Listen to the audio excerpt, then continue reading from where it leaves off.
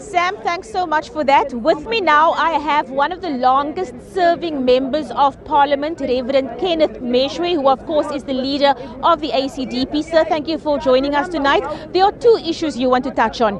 We're going to speak crime. Of course, you serve on the SABC committee, and we're also going to speak about the state of health in the country and the NHI bill. First of all, sir, in the past, crime stats were released every year. In recent years, we now have our crime stats, I think it's every quarter, right?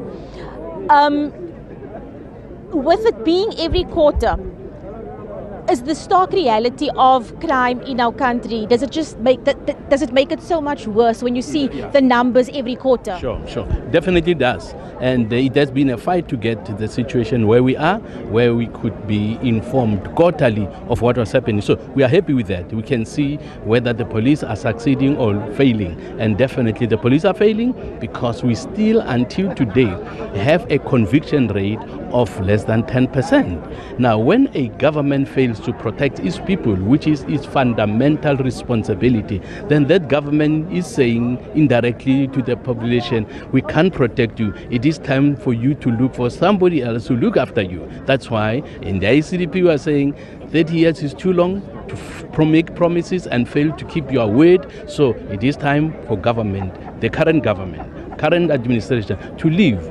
I liked it when the president said the last State of the Nation address. Indeed, it was his last State of the Nation address because people are tired. And people are tired, and because they're tired, the president must go and enjoy his millions and billions and the money that has been hiding at Pala. He can go enjoy it. But the people of South Africa wants to have a safe life in their homes and in the streets. Indeed, sir. The people of South Africa also want access to good quality healthcare. You said that there's something specifically that you want to challenge the president on that he said in his speech tonight. You spoke about the bus incident. Well, with the bus incident, the president said he visited some of the victims in hospital, in a rural public hospital, and when he asked them whether they want to be transferred to a public hospital, they said no. They are looked after very well in that village public hospital. They don't want to go. Now, anybody living in South Africa who knows the reality of what's happening in public hospitals will say, I don't believe the president was telling the truth there. He should have said that was a joke.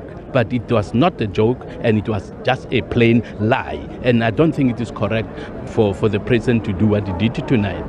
Now, people want to go even to hospitals, public hospitals that are clean, that have medication. He went at length to tell us how many hospitals they built. They built many hospitals, many clinics, but when you visit those clinics, they hardly have medication.